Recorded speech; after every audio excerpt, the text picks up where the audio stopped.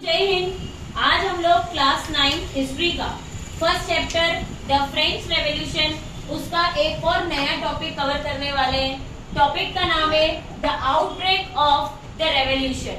Outbreak of the revolution इसका मतलब ये होता है ऐसा कोई इंसिडेंट जो हमको पसंद ना आए, जो किसी को पसंद ना आए और वो क्या करे, उस चीज से नाराज हो जाए और उस वो घटना है उससे उनको बिल्कुल सेटिस्फेक्शन ना हो और एक टाइप से वायलेंस भी हो सकता है। तो इसको क्या कहते हैं, आउटब्रेक ऑफ द रेवोल्यूशन। चलिए अब हम लोग पढ़ते हैं कि आखिरकार फ्रांस में लोगों ने रिवोल्ट क्यों किया, ठीक है, और उसके पीछे क्या रीजन था। हम लोग बात करेंगे कि फ्रांस का जो किंग था, क्या नाम था उसका, लुईस 16।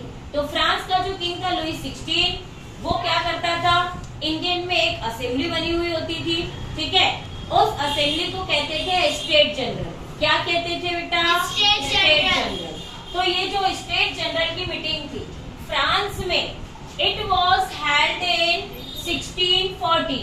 ये मीटिंग फ्रांस में आखिरी बार कब हुई थी, 1614 में। इसका मतलब पिछले 100 साल पहले। काफी टाइम हो गया फ्रांस में लोगों को मीटिंग में नहीं बुलाया गया।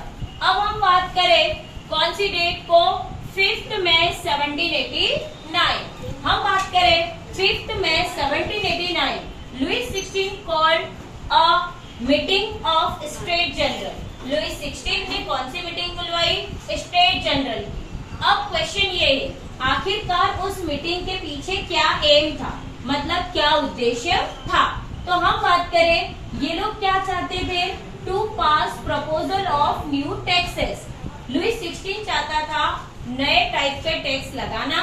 तो नए टाइप के टैक्स को कहाँ पर रखेंगे, असेंबली में, मीटिंग में। इसीलिए लुईस 16 ने क्या बुलवाई, मीटिंग बुलवाई। अब सुनेंगे कितने सेक्शंस ने पार्टिसिपेट किया। तो हमको पता है कि फ्रांस की सोसाइटी कितने स्टेट में डिवाइड थी, 3 स्टेट में, first state, second state and third state. तो हम बात करें फर्स्ट स्टेट से, how many members came there, कितने मेंबर्स आए थे, 300। From the second state again 300 and from the third state, ये जो थर्ड स्टेट था यहाँ से कितने मेंबर्स आए थे, 600। अब यहाँ से 600 बुलाने के पीछे रीजन क्या था, because they were huge in population. वहाँ की पॉपुलेशन में सबसे ज्यादा कौन सा स्टेट था बेटा, थर्ड स्टेट, ठीक है।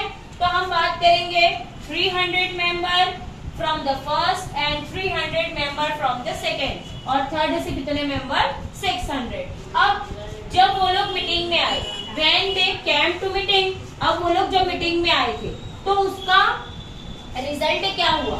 अब इन लोगों को जब सिटिंग अरेंजमेंट थी, बैठने की बात थी, तो फर्स्ट और सेकेंड स्टेट, ये दोनों स्टेट कैसे बैठे थे, फ्रंट ऑफ ईच अदर, एक दूसरे के आमने सामने बैठे हुए मीटिंग में थे, ठीक है।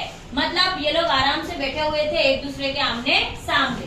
थर्ड स्टेट के जो लोग थे, इनके साथ में इन लोगों ने क्या किया, डिस्क्रिमिनेट, इनको बैठने के लिए जगह नहीं दी, इनको चेयर्स नहीं दी गई, बल्कि ये जो 600 मेंबर थे इनको क्या किया गया, पीछे की तरफ, had to stand at the back side, like ये दोनों जहां बैठे हैं इनके पीछे इनको खड़ा रखा गया। तो इससे ये क्या हुआ, ये तो बहुत इंसल्ट वाली बात कि उनको मीटिंग में बुलाया और मीटिंग में बुलाकर इनके साथ क्या करी, इंसल्ट करी, ठीक है। पब्लिक ने सोचा कि ओके ये लोग ज्यादा रिच है तो इनकी ज्यादा रिस्पेक्ट है और हमारी थोड़ी कम है, ठीक है। पब्लिक ने इस चीज को भी इग्नोर किया। अब हम बात करें कि किंग ने ओवरऑल जो 300 मेंबर्स थे, उन 300 मेंबर्स को क्या दिए थे, वोटिंग राइट्स। वोटिंग राइट्स ऐसे थे कि 300 मेंबर मिलाकर कितना वोट होगा, ओनली 1 वोट, अगेन 300 मेंबर और वोट की वैल्यू क्या होगी, 1। तो हम बात करेंगे कौन से स्टेट में, थर्ड स्टेट में, तो यहाँ कितने मेंबर थे, 600, तो इनकी वोट की वैल्यू कितनी होना चाहिए थी, इस रूल के अकॉर्डिंग 2। बट उनको रियल में कितनी वोट मिली, वोट वैल्यू मिली 1 vote. 600 member is equal to 1 vote. इन्होंने बोला पहली इंसल्ट तो क्या, बुला के चेयर नहीं दी, दूसरी इंसल्ट क्या, हमको वोट की वैल्यू ज्यादा होने पर भी क्या मिली, कम मिली। अब इन लोगों ने डिमांड किया, क्या डिमांड किया, they demanded 1 person 1 vote value. इन्होंने तो कहा हमको तो 1 person 1 vote वैल्यू चाहिए, ठीक है। उसके बाद बात करें, अब जैसे ही किंग कोई नया प्रपोजल रखता, नया प्रपोजल से मतलब जैसे ही किंग कहेगा कि चलो इस बार नया टाइप का टैक्स लगाया जाए, तो ये दोनों तो आपस में एक ही थे, ये दोनों किसी भी प्रपोजल पे क्या होते थे, जल्दी से एग्री होते थे। और थर्ड स्टेट की कोई डिमांड होती थी तो उनके डिमांड के ऊपर ये दोनों मिलकर वोट ही नहीं देते थे।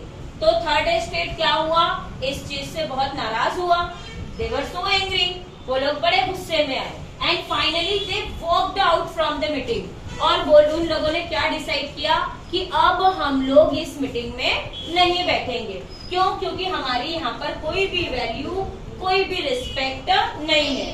That is why they walked out from the meeting of state general.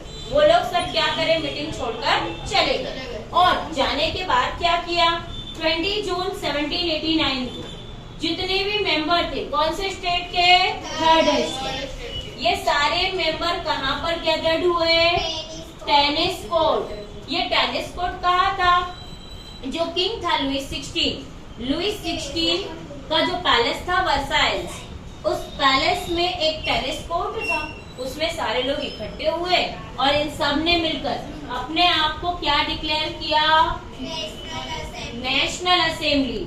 They declare themselves as a national assembly. Like इन्होंने कहा कि हम क्या करेंगे, हम लोग खुद से आज से ही क्या होंगे, अपने यहाँ की असेंबली होंगे। अब हमको किसी भी किंग की जरूरत नहीं है, अब हमारी कंट्री के लॉ हम लोग खुद ही क्या करेंगे, बनाएंगे। ठीक है, तो ये रहा आज का टॉपिक पूरा कंप्लीट। आई होप आप लोगों को समझ में आया होगा। Thank you.